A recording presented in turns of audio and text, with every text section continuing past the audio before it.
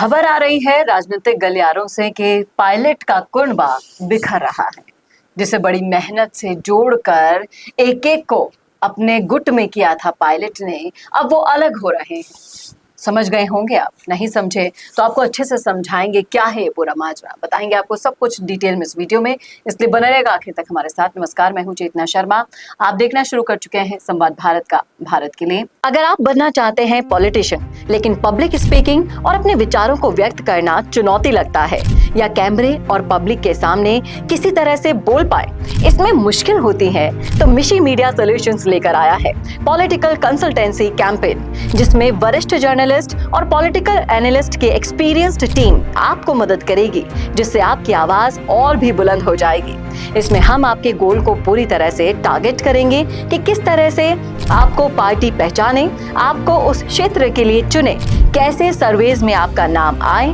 कैसे लोगों के बीच में आपका माहौल बने। ना सिर्फ कंसल्टेंसी हम आपको देंगे बल्कि आपको सारे रास्ते दिखाएंगे और बताएंगे भी, जिससे आप भारत की राजनीति में अच्छे पॉलिटिशियन बनके समाज का सुधार कर सके। तो अभी कांटेक्ट कीजिए स्क्रीन पर दिए गए नंबर पर। बातचीत करने के लिए मेरे साथ मौजूद हैं हमारे editor in chief Varun Bhansali ji. तो वरुण सर, क्या लगता है आपको, जिस तरह से दो धड़े में दिखाई दे रहा है पूरा का पूरा यूथ कांग्रेस चुनाव, लग रहा है कि पायलट गुट का ही बंटवारा हो गया है।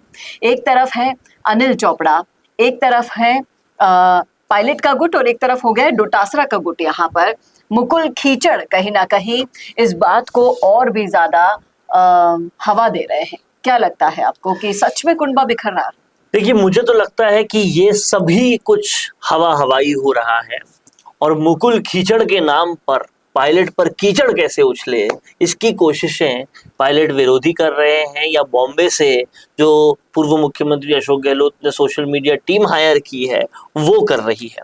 बहुत इंटरेस्टिंग तरीके से इन सारी बातों को समझते हैं, और कहीं ना कहीं ये जो यूथ कांग्रेस की राजनीति के नाम पर पायलट खेमे में बिखराव की अफवाह को फैलाया जा रहा है, इसका प्रायोजन आयोजन कहाँ से हो रहा है, क्यों हो रहा है, क्यों ये सब पूरी तरह से फेक है, ये आपको पूरा ब्रेकडाउन करके समझाते हैं। सबसे पहले तो इस बात को समझिए कि जब एक ही सीट पर प्रतियोगिता हो तो भाई भाई भी झगड़ जाते हैं, इसका मतलब ये नहीं होता कि उनके पिता अलग हो जाते हैं। इस बात को आप समझिएगा। ठीक वैसे ही जैसे ऐसा नहीं है कि कांग्रेस के अंदर कभी पायलट गहलोत के अलावा कोई गुट बने नहीं या कोई झगड़े हुए नहीं, तो झगड़ों का होने का मतलब ये नहीं होता कि ये दो अलग अलग बिखराव हो चुके हैं। मैं आपको एग्जाम्पल देता हूं, अर्चना शर्मा और प्रताप सिंह खाचरियावास में कभी नहीं बनी, दोनों बिल्कुल अलग थलग ही रहे। अब ये दोनों ना तो पायलट खेमे के हैं ना ही गहलोत खेमे के हैं, लेकिन पार्टी में अपनी पोजीशन को लेकर इन दोनों में हमेशा टकराव बिखराव ही रहता था जी। वैसे ही ज्योति खंडेलवाल और अर्चना शर्मा में कभी नहीं बनी, जबकि एक महापौर रह चुकी है और एक पार्टी की अहम प्रवक्ता रह चुकी है, सब कुछ था। तो इसका मतलब, और दोनों ही आप देखिए ना पायलट ग्रुप से है ना गहलोत ग्रुप से है। तो ऐसे कई सारे और उदाहरण कांग्रेस के अंदर देखे जा सकते हैं। ठीक वैसे ही मुकुल खीचड़ भी प्रदेशाध्यक्ष का चुनाव लड़ना चाहते हैं और अनिल चोपड़ा भी लड़ना चाहते हैं। इसका मतलब ये कतई नहीं है कि वो पायलट खेमे से दूर हो रहे हैं। आप इस बात को और गहराई से समझिए।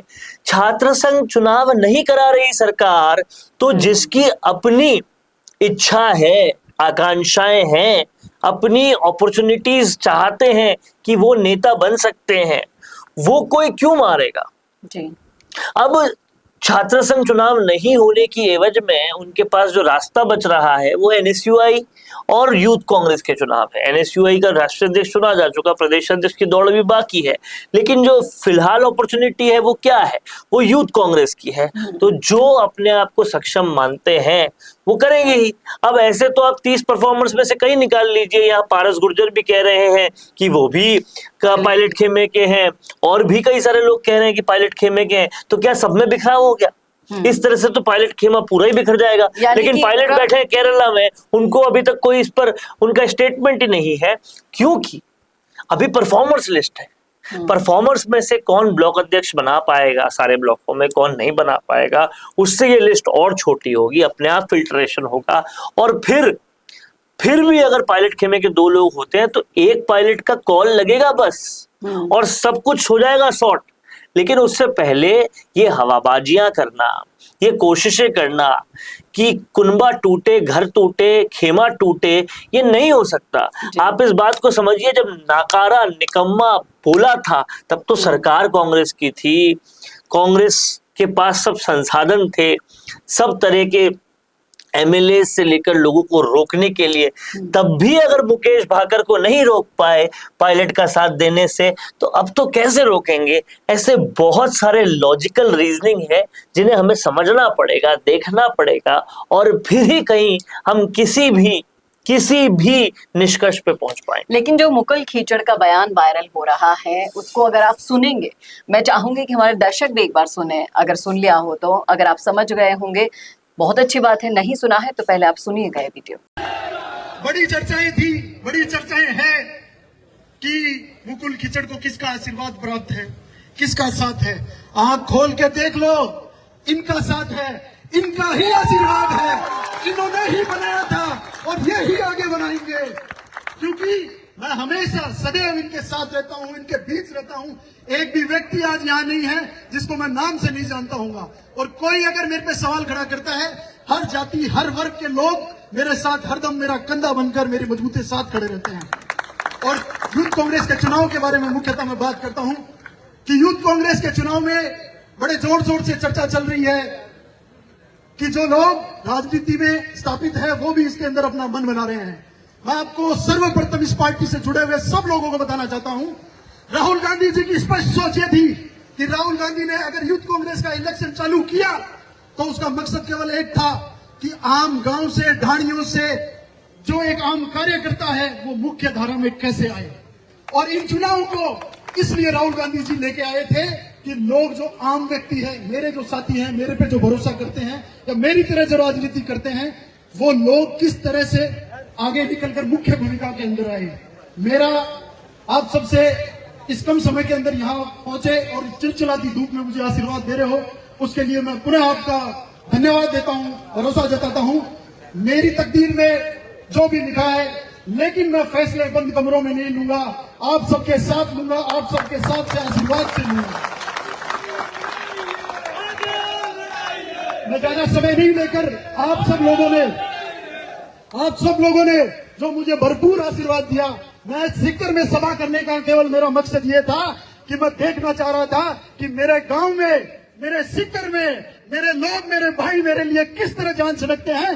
कल को मैं जयपुर में जाके छाती ठोकूं तो मेरी पीठ मजबूत होनी चाहिए।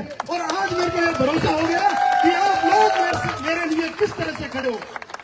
अब इस वीडियो में मुकुल खीचड़ साफ साफ कह रहे हैं कि जो पहले विधानसभा चुनाव लड़ चुके हैं, यानी कि अनिल चोपड़ा और अभिषेक चौधरी, साफ साफ उन्होंने बिना नाम लिए इन दोनों के लिए बोला है कि नहीं बोला। इसी चीज को लेकर लोग यहाँ पर अब और मैं फिर से वही उदाहरण पे आना चाहता हूँ। कई बार अर्चना शर्मा ने ज्योति खंडेलवाल के लिए बहुत कुछ बोला है, कई बार अर्चना शर्मा ने प्रताप सिंह खाचरियावास के लिए बहुत कुछ बोला है, प्रताप सिंह खाचरियावास ने भी उनके लिए बहुत कुछ बोला है। इसका मतलब ये थोड़ी ना है कि उन्होंने खेमे बदल लिए। एक सीट पे जाने के 2 से 3 प्रतियोगी हैं तो वो एक दूसरे की खिलाफत करना बहुत साधारण सी मानवीय बात है जो वो कर रहे हैं। और पार्टी में है तीनों तो उस तरीके से खिलाफत कर रहे हैं कि जिनको एक मौका मिल गया उनको दूसरा मौका नहीं मिलना चाहिए। तो कहीं ना कहीं ये बातें बहुत नॉर्मल है और इससे सचिन पायलट खेमे के टूटने की कोई बात साबित नहीं होती। उस फिराक में बैठे हुए लोग भी ये समझ लें कि ये सिर्फ और सिर्फ एक बयान को तूल देने से नहीं मैं कह रहा हूँ कि फिराक में बैठे हुए लोग ये तो समझे ही, पर थोड़ा सा अपनी बुद्धि के विवेक का इस्तेमाल करें कि पायलट को इस वक्त पे कोई क्यों छोड़ना चाहेगा जब आलाकमान उन्हीं की सुन रही है। केरला के चुनाव में स्टार वही बने हुए हैं, पूरे राजस्थान में से उन्हीं को चुना जा रहा है, राहुल गांधी उन्हीं की बात सुन रहा है, अशोक गहलोत को पूरी तरह से नजरअंदाज कर रही है आलाकमान, कोई उनकी बात सुनने को राजी नहीं है। ऐसे में पायलट को छोड़ने की रिस्क कौन लेगा? ये बिल्कुल सही कहा आपने। जो थोड़ी सी भी परिपक्व बुद्धि से ये समझेगा, जानेगा, पूछेगा, उसे समझ में आ जाएगा कि ये सिर्फ बनाया गया नैरेटिव है इस मसले पर। और ज्यादा इसे तूल देने से बेटर है कि इसकी गहराई को समझ लिया जाए, क्योंकि ये तो सिर्फ एक यूथ कांग्रेस का चुनाव है। इसके आगे और भी कई चुनाव आने बाकी हैं और उसमें साफ साफ ये सारे प्रत्याशी देख पा रहे हैं कि किसका पलड़ा भारी है। और इस उस बात को पलड़े में समझिए बैठे रहना कि चाहिए। यूथ से लेकर बूथ तक आज की डेट में कांग्रेस में फायदा तभी है जब आप पायलट के साथ हो। क्या कहना है आपका इस मुद्दे पर रखिएगा राय कमेंट बॉक्स में। कैसा लगा वीडियो बताना ना भूलेगा और ऐसे वीडियोस के लिए देखते रहिए संवाद भारत का, भारत के लिए। नमस्कार। पॉडकास्ट सेटअप्स तो मिल रहे हैं लेकिन एंकर नहीं है। पॉडकास्ट सेटअप और एंकर मिल गया तो एडिटिंग नहीं है। पॉडकास्ट सेटअप भी मिल गया, एंकर भी मिल गया और एडिटिंग भी मिल गई, लेकिन उसे अपलोड करने के लिए अच्छी व्यूअरशिप वाला चैनल नहीं है। और अगर वो सब भी मिल गया तो पॉडकास्ट को अच्छे एसईओ के साथ अपलोड करने का डिजिटल सपोर्ट नहीं है। और अगर ये सारी चीजें एक साथ मिल रही हैं तो प्राइस बहुत ज्यादा हाई है। तो अगर आपको ये सारी चीजें चाहिए आपके अपने जयपुर में, जो आपको पॉडकास्ट सेटअप्स, एक्सपीरियंस एंकर्स, शानदार studio, amazing editing, 6 crore plus views वाले चैनल पर अपलोडिंग, और तो और सिर्फ पॉडकास्ट ही नहीं, उसके साथ आपको मिल रही है उसी पॉडकास्ट में 5 रील्स फ्री, वो भी सिर्फ 8,000 रुपए में। और ये सब कुछ मिल रहा है आपको सिर्फ और सिर्फ मिशी मीडिया सॉल्यूशंस में। तो सोच क्या रहे हैं? अगर आप भी चाहते हैं पॉडकास्ट के जरिए पूरे सोशल मीडिया पर छाना तो अभी कॉन्टैक्ट कीजिए स्क्रीन पर दिए गए नंबर पर।